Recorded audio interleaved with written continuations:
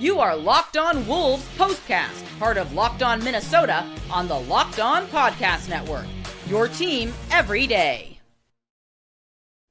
Stop me if you heard it. T-Wolves lose in Toronto again. The streak continues. Final score 110-105. What's going on? Back in the lab, back at it. Another T-Wolves Postcast episode right here on the Locked On Sports Minnesota Network. Your team every day. Jack Borman with me, as always.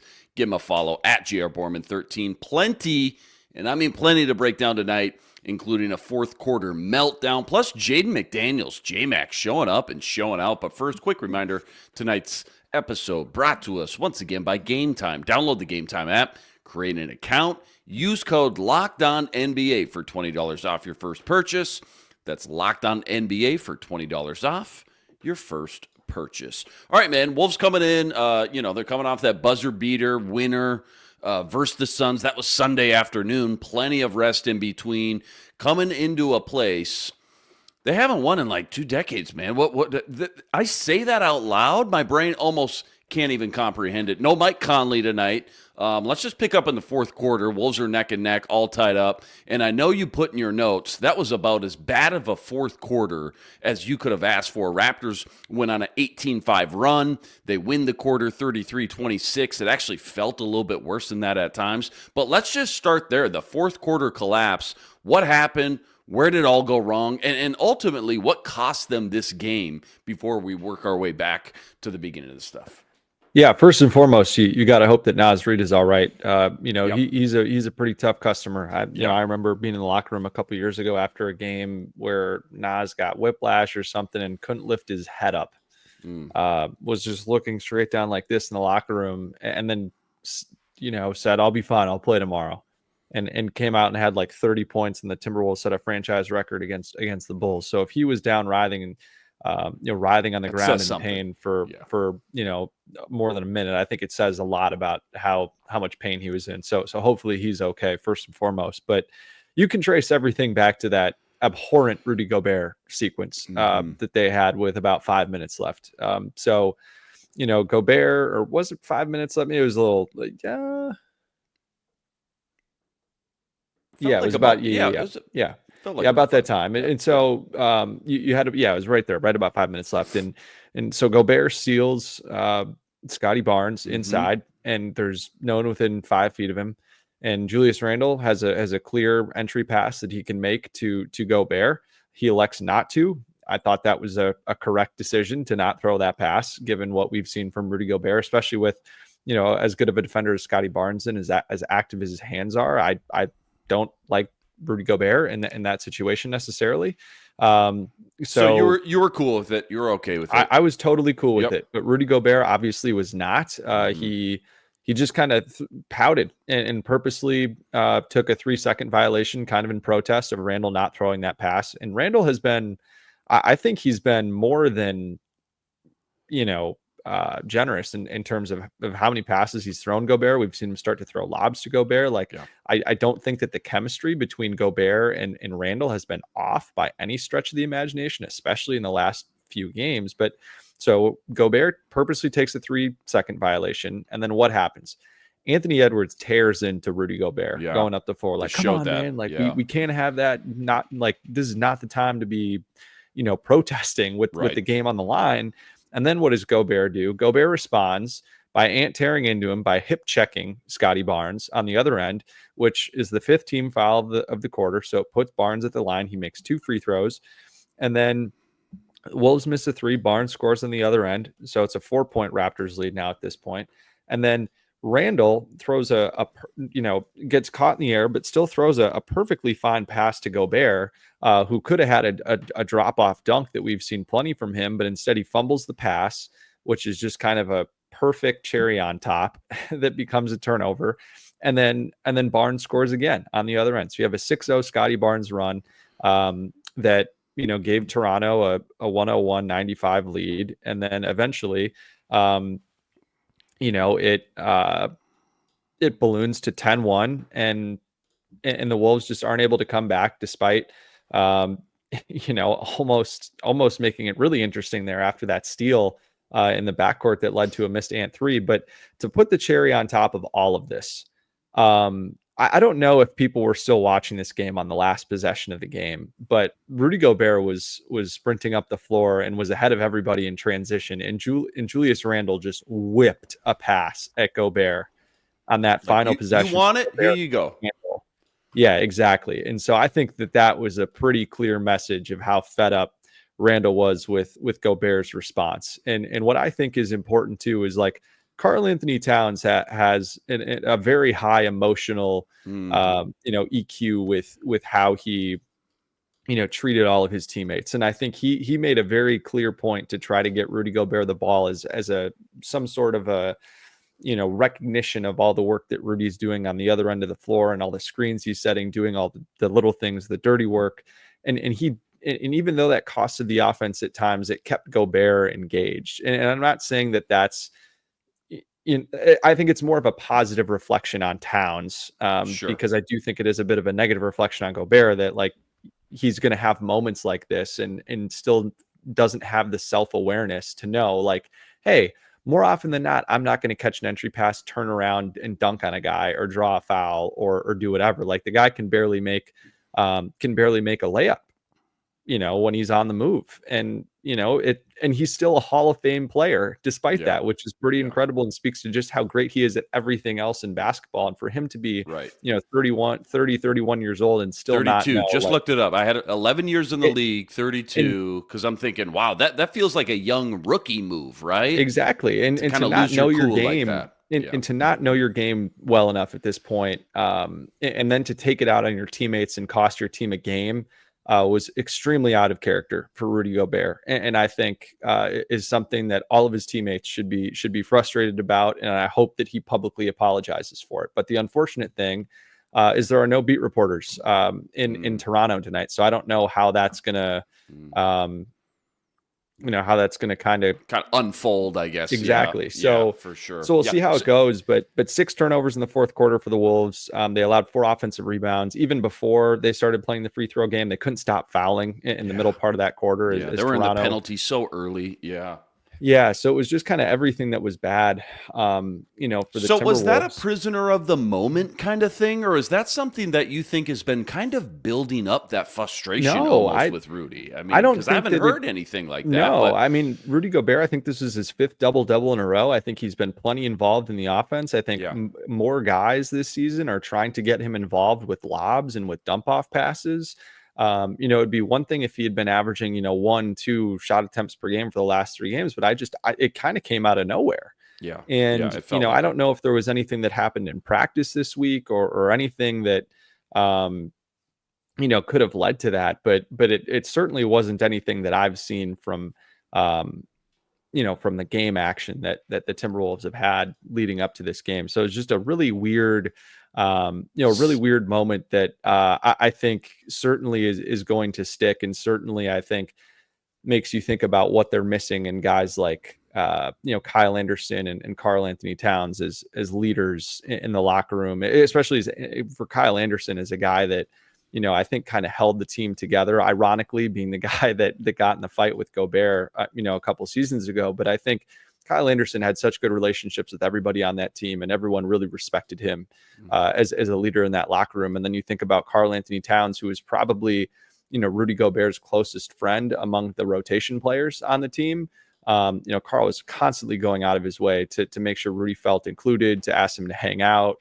He knew that Rudy had a huge love for UFC and always, was asking Rudy, hey, what are you doing for the next UFC fight? Hey, do you want to come over and watch? Like, and he didn't care, who was hearing it. Like he was always trying to make sure Rudy was included. And so this is kind of the first game I really think that both of those guys' impact and presence was really missed. And again, the Timberwolves were tremendous against teams that were below 500. And this is now the 4th loss, I believe, for the Timberwolves to a team below 500, or at least below 500 at the time that they played them. So characteristics almost of not last year's Wolves team, but 2 years ago Wolves team, when they go beat a powerhouse one night and then go lose to one of these lose to one of these bottom 5 teams. It's their 6th loss to a team that's below 500. So and they only got 7 losses. So or five, excuse me. Yeah. Cause the Mavericks and the Lakers are both, got it. Okay. are both there, but got it. Yeah, not good. The only silver lining, I guess, you had me a little worried that was maybe some bottled up frustration. But if it was just a heat of the moment thing, caught him on an off night, something happened that maybe we don't know about. Maybe it's something they can kind of brush under the rug, so to speak. Obviously, you hope they handle all that stuff internally. We'll see what they do publicly and how they respond to it. But again, with no beat reporters there in Toronto tonight, maybe they're kind of off the hook. We'll see how that goes. Plenty more deep dive from this one. I want to talk about some Julius Randle bully ball we've been seeing. Plus, J-Max, great night. He had 22 points. That's all coming up right after this. Quick reminder, tonight's episode brought to us by FanDuel. FanDuel, America's #1 sportsbook and official sportsbook partner of the NBA. Right now, FanDuel is giving you a chance at a huge return with $150 in bonus bets guaranteed with your first $5 wager. Why I love FanDuel is because when you get the hunch in the middle of the game, you can go check out the latest stats. You can view live play-by-play and so much more, all on the same page where you place your bets. Again, $150 in bonus bets guaranteed when you win your first $5 bet. Go check it all out over at FanDuel.com. Get in on some NBA future action while you're there. Anthony Edwards, MVP odds. It's moved down to 9-1 right now. Still feel like that's good value. It's all sitting up over at FanDuel.com.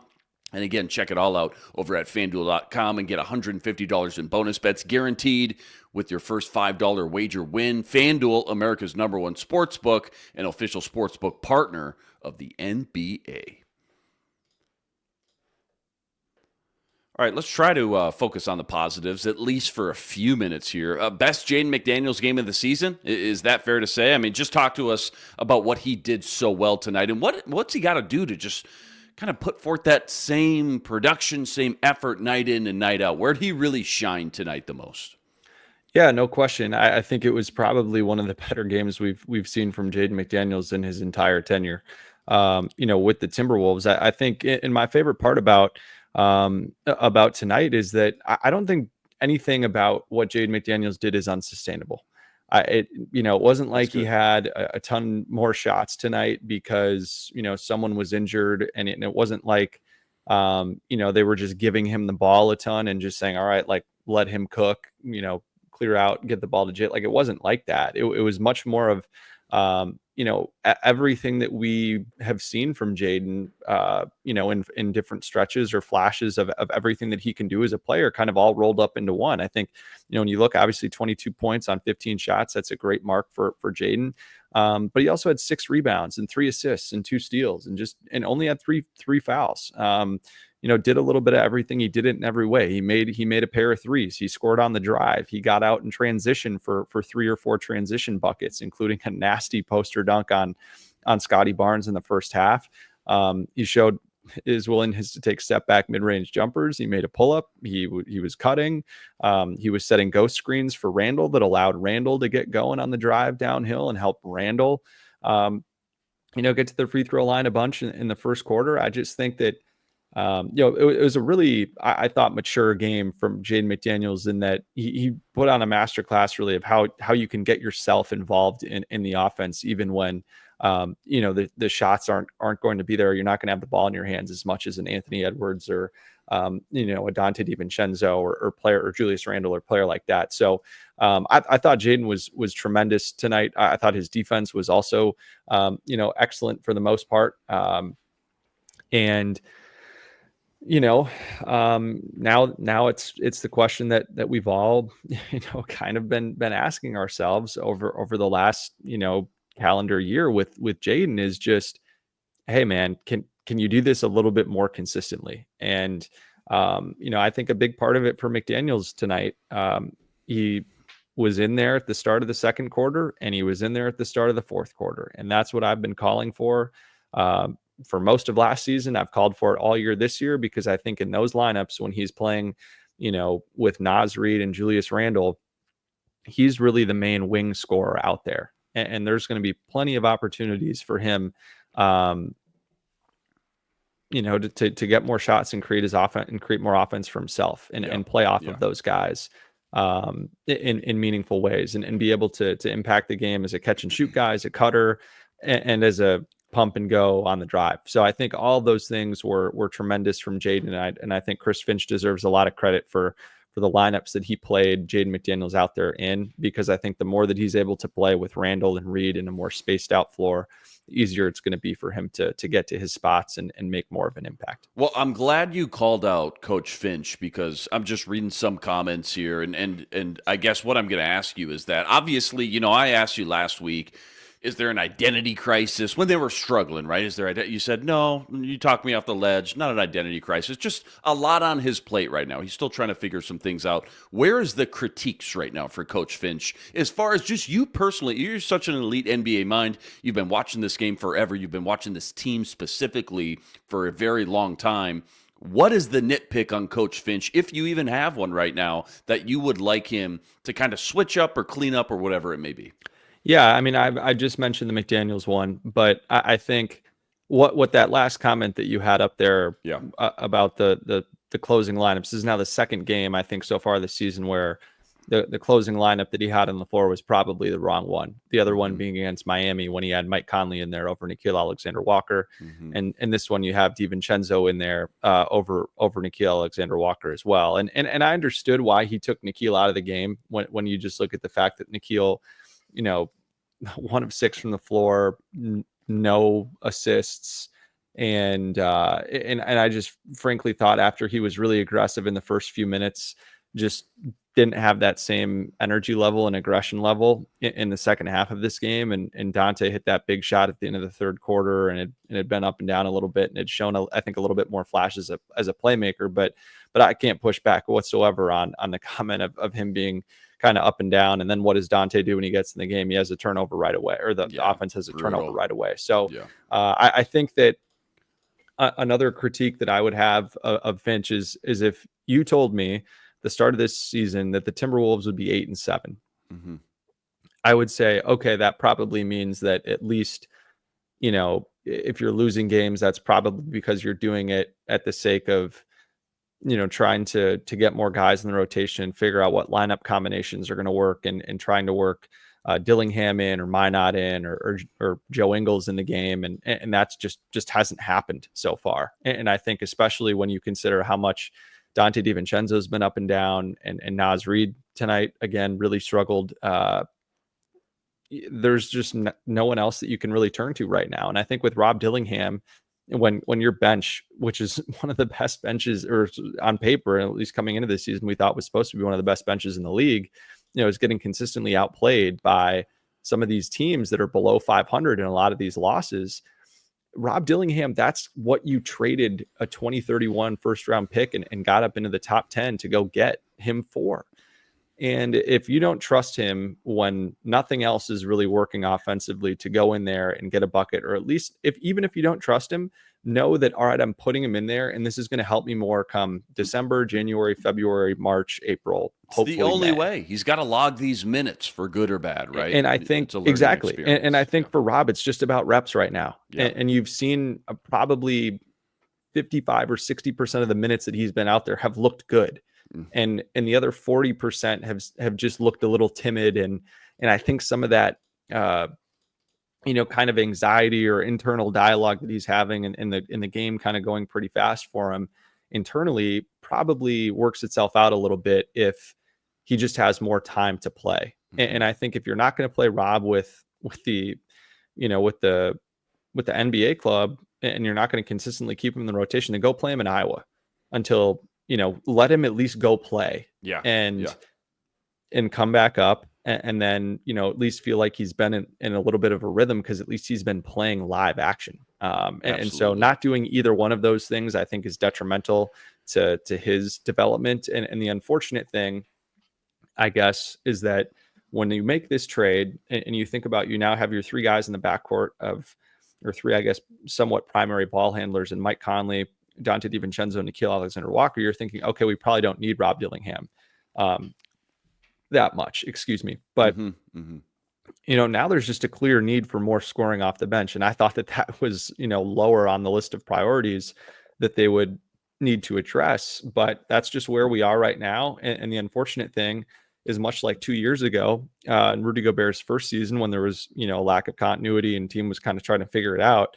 They kind of blew their easy part of the schedule, and they didn't have a good enough record, and it was just a constant uphill climb from there on into the playoffs, and they still made the playoffs. They were the 8th seed, but last year they absolutely dominated the weak parts of their schedule, and this is a really soft opening schedule for the Timberwolves, like really, really, really soft, about as soft as it possibly could have been for a Western Conference team.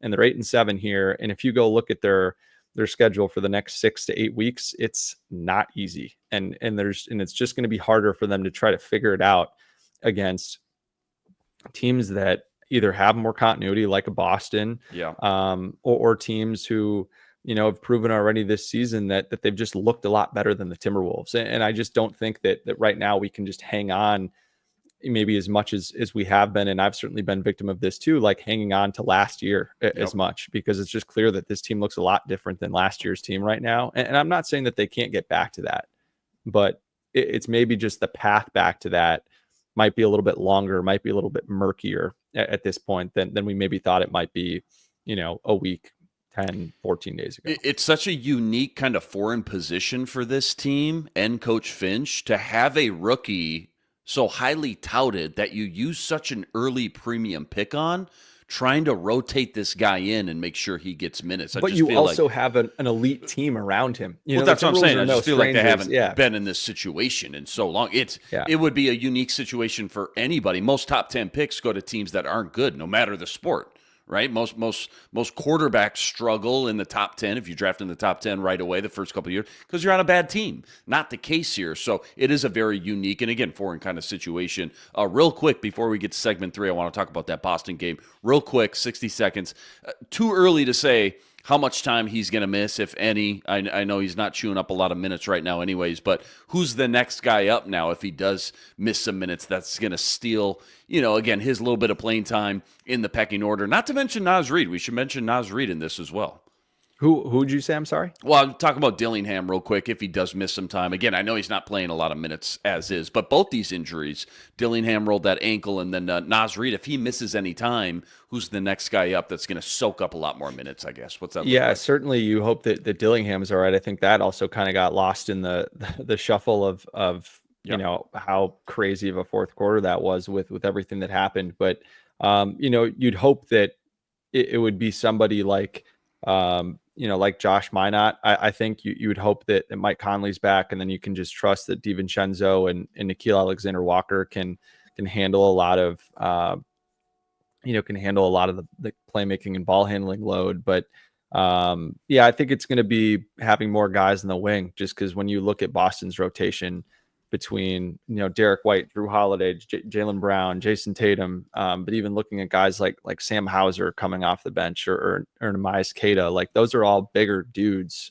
Even for guards, Drew Holiday and Derek White are pretty big and pretty strong guards. So I think Peyton Pritchard is really the only small guy that's coming off the bench for them. So I think that they would probably tend to go a little bit bigger and see if they can match up with Boston that way. And then if Naz Reid's unable to go as well, or some combination of those two, if it's both of them or one or the other, like I think Josh Minott is for sure the next guy up. But I also wouldn't be surprised, if we tried to see some Luka Garza for an offensive spark, especially when Nehemias Queta is on the floor, just because I don't think that Queta is a guy that's going to, totally kill you on the offensive end. He's been really, really solid for them in the minutes that he's played as a pick and roll guy, as a lob threat. And I think if you can trust Luka Garza to not have lobs being thrown down on him, and maybe you're playing up at the level of the screen and you're switching a little bit more, or you're playing a little bit more like we saw the Timberwolves play 2 years ago with a high wall to try to mitigate some of the lack of rim protection.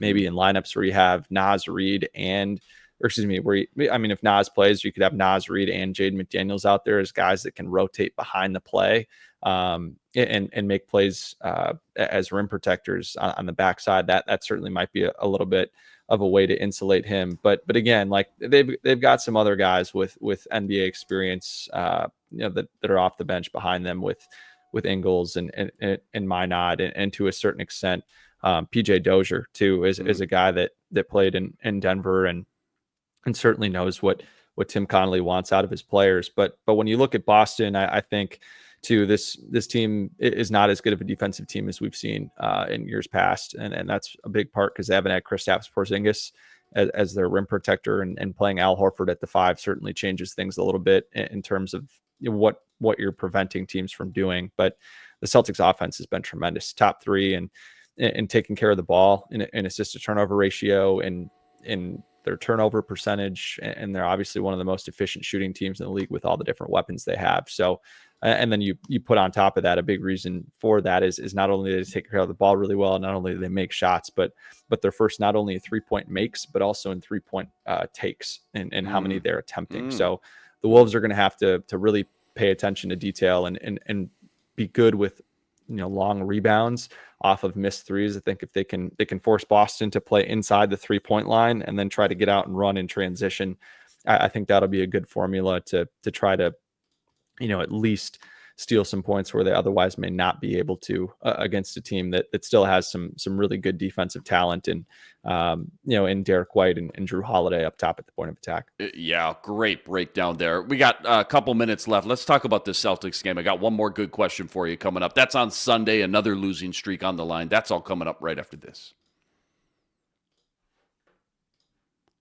Quick reminder, tonight's episode also brought to us by BetterHelp, because when your schedule is packed with work projects and more, it's so easy to let your priorities start to slip, even when we know what makes us happy. But when you feel like you got no time for yourself, non-negotiables like therapy, they're more important than ever. If you've been thinking about starting therapy, it's time to give BetterHelp a try. Entirely online and designed to be convenient, flexible, and suited for your schedule. So simple. All you got to do, you fill out a brief questionnaire, you get matched up with a licensed therapist, and you can switch therapists at any time for no additional charge. Never skip therapy day with BetterHelp. Go visit BetterHelp.com/lockedon today. You're getting 10% off your first month. That's BetterHelp, HELP.com/lockedon.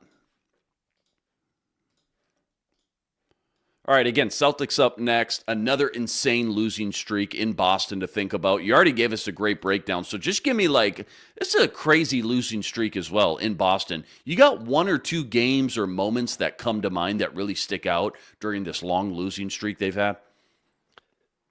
No, I'm honestly not great with remembering a lot of those individual things, especially games that I wasn't at in person. I mean, there's got to be a couple crazy ones. I mean, the game last year in Boston was pretty crazy. When you consider they played in Orlando the night before, they didn't fly into Boston until the day of because it was a huge snowstorm, I think, on the East Coast, and Mike Conley didn't play because of that. Rudy Gobert almost didn't play. And the Wolves were just grinding it out, and everything we loved about last year's Timberwolves team, where they just fought like hell in every single game and just banded together and really played to a team greater than the sum of their parts, and we're just kind of holding on for dear life in the fourth quarter as guys. I think someone fouled out of that. I think maybe either Rudy or Carl fouled out of that game, and it was just one of those, man, if you can just get to the finish line and not have this thing go to overtime, you'll eke out a win, man, in a crazy underdog spot, and that unfortunately goes to overtime and the Celtics won. But both those games that the Wolves played against the Celtics last year were tremendous. Obviously, the win in Minneapolis early in the season was kind of the coming out party for the Timberwolves. Yeah, that was like game 3, wasn't it? Game 2, yeah, 3? They beat Denver, and then you beat Boston after that, which was sweet. So, but it's crazy that I think I read a stat from Automatic NBA, who's a nice follow on Twitter, basically said that in the last 20 years, every other NBA team has won in every NBA city except for the Timberwolves, who have had 2 cities in which they haven't won. Not in Toronto tonight, obviously they lose, and then in Boston, who they play on Sunday. So just not a lot of good omens for the Timberwolves right now. But I think certainly 82 game season. I think even if they're not a top 4 seed and they somehow find a way to be a 6 in the top 6 instead of the play-in tournament, I think some of the frustration and animosity that people are feeling right now will probably diminish. So. Long season to go, man. Great stuff as always. Wolves losing streak continues in Toronto. Yeah, that goes back to 2004. Final score tonight, 110-105. They dropped to 8-7 on the year. As always, huge shout out to all the everydayers that always make us your first listen, and all you guys in the chat that come in, vent with us like tonight from game to game. Make sure, if you haven't already, make sure you like, make sure you subscribe to the channel, make sure you follow all Jack's work on X at JRBorman13, and check out all of our content on Locked On Sports Minnesota YouTube channel and the Locked On Wolves podcast feed, wherever you find your podcast. Wolves at Boston, that's Sunday, 2:30 p.m. tip-off. Catch you right here, same time, same place. But until then,